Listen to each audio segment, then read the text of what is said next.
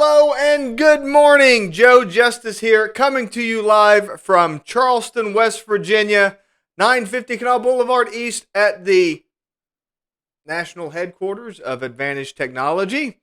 Now there are, actually this is the international headquarters of Advantage Technology, so just keep that in mind. We do actually have some clientele outside of the United States, believe it or not, and mostly in Canada, and we just love working with everybody all over the world. So, it is Wednesday. That's Hump Day. That's an exciting day for everybody. I know how much everybody loves Hump Day because now just 2 days left and we can get on with our weekend.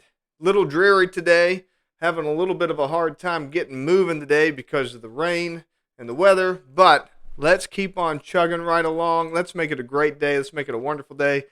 As you see this video, I would like for you to like and share and comment. I would love to hear any live comments, any questions. Happy to answer them for you. But let's dig right into our topic today. As you know, it is Cybersecurity Awareness Month. That is the entire month of October, and we're wrapping up the month with some topics on cybersecurity awareness. And today we are talking about ransomware, a real horror story. It's really fitting that October, which is, as you know, the scary month with Halloween and everything, is the month for cybersecurity, because ransomware is a real horror story that's out there, a real horror story that happens to people every single day, and it is something that you have to keep an eye on. Now, yesterday, we talked about phishing scams and things like that. So, as we talked about phishing, one of the questions that came up was, what are they trying to do? What are they trying to accomplish? What do they want from you? Well, one of the most, and I told you yesterday, they want all kinds of things. They want data, they want information, they want credit card numbers, they might just want to see if the email address works. One of the most common things is they want to deliver a payload. And by payload, I mean they want you to click on something, download it onto your computer, and infect your computer or some other device with it. So that's the technique behind phishing. And what is the most common device to be, or the most common payload nowadays, is ransomware. So let me just tell you a real life true crime story that happened to some clients of ours. A lot of you are probably familiar with the kind of copy machines that they have nowadays, where they've had them for quite a while, that can actually email you documents. So they'll be in a centralized location. You can scan the documents. It puts it in memory as a PDF and then emails it off. And usually it'll come as a printer1 at advantage.tech, something to that effect. So you'll receive this email. Well, a lot of these types of copy machines have like a standard format for their email address. Now, the thing that you have to remember with email addresses is they're very easy to spoof. There's no verification. I can send you very easily an email that looks like it came from a friend of yours, because there's no verification on the from address from an email address. So what's very, very common is a phishing technique where they will say, this domain, the domain that you're under, this is printer at that domain.com. So then you receive it and it'll have an attachment. You open up at that attachment and then you've infected your computer. So this is exactly what happened to a client of ours not too long ago. And it came from it looked like it came from the printer, and it said PDF documents attached. They opened up the document. It was actually a Word document, and the Word document had instructions in it. It said, if you cannot view this document, then follow these steps. And you'd go, up to the options menu and all this kind of stuff. And what it actually did was walk them through turning on the macros. Once the macros were turned on, that activated the malware that was in the email attachment, and then that installed a piece of ransomware on the computer. This particular ransomware was malicious in that it didn't just lock down the current computer. It actually went out onto the network and began locking down other things. Now, what do I mean by lockdown? What is ransomware? Let's take just a little step back from there and talk about that for just a minute. What ransomware is a little piece of software that goes onto your computer and begins encrypting files. Now, what you have to understand with encryption is modern encryption is pretty much unbreakable.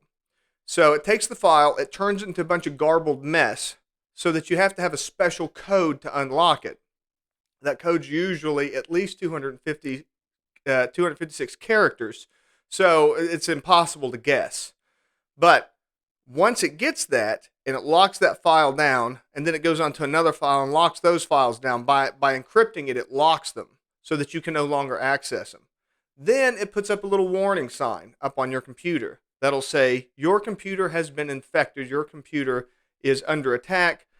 Now, if you want, we will send you the unlock code. So that's the interesting thing about ransomware, is it comes with an encryptor and a decryptor.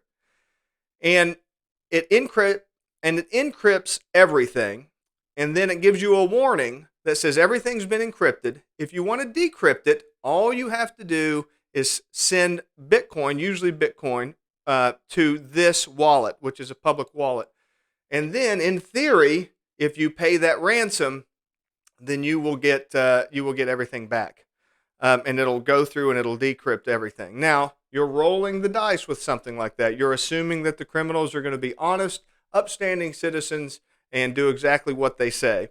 So, like with everything else in cybersecurity, this is one of those big ones that an ounce of prevention is worth, a pound of cure. Or how does that saying go? An ounce of prevention is worth treatment. I can't remember. My brain is freezing up on me. But prevention is the key here. You want to have software, spam filters, antivirus software, things like that in place to be able to stop that kind of stuff.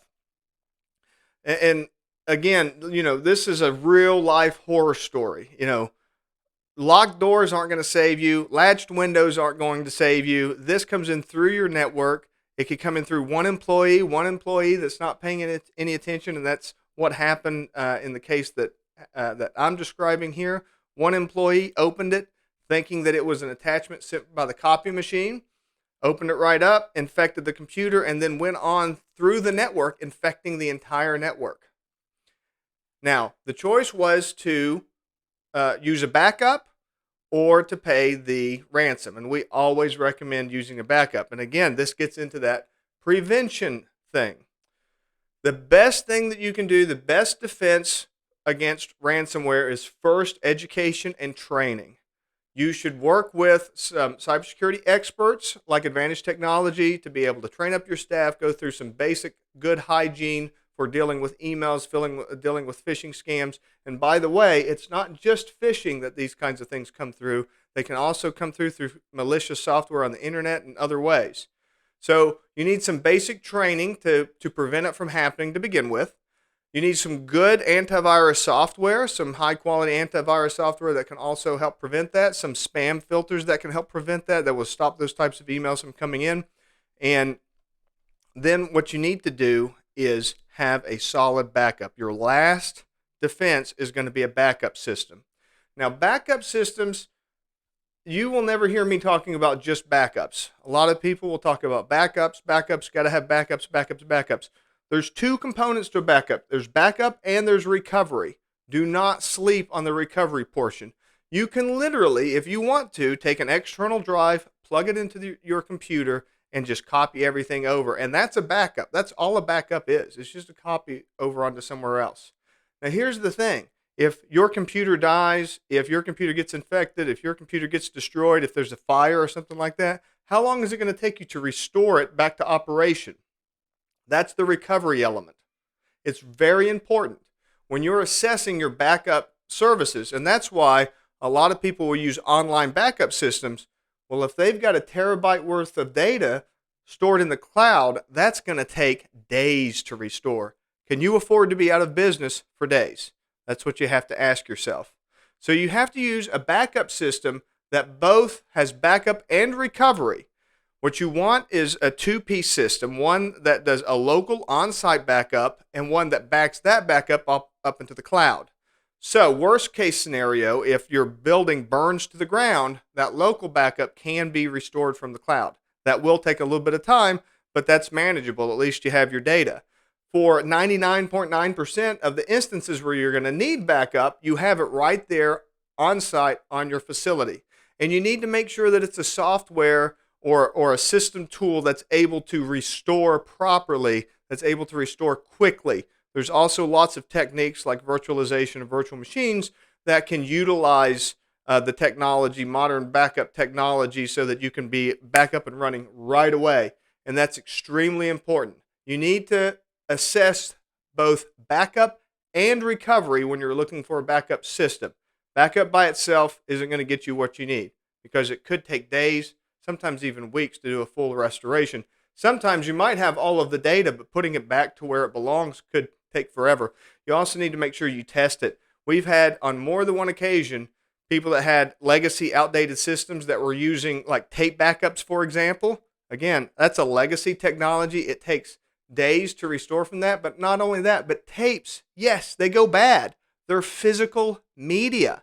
They don't last forever. And we've had it on more than one occasion where a company was using a tape backup and they had used the same tape for a decade, 10 years.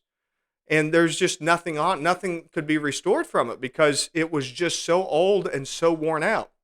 So check your backups, make sure that they're working, make sure that you can recover, edge test them, make sure that they work. That's your last line of defense from ransomware. Ransomware is a real problem. Ransomware will cause irreparable damage if you don't have some kind of a mitigation strategy, some kind of plan. So it's a real horror story out there, and it's perfect for this time of year because we are right in the middle of the Halloween season, and that makes it a perfect time for the world of cybersecurity and Cybersecurity Awareness Month. So thanks for watching. If you've tuned in this long, be sure to like, share, subscribe, let everybody know, see how this can help them out. Until tomorrow, have a great day, and I'll see you then.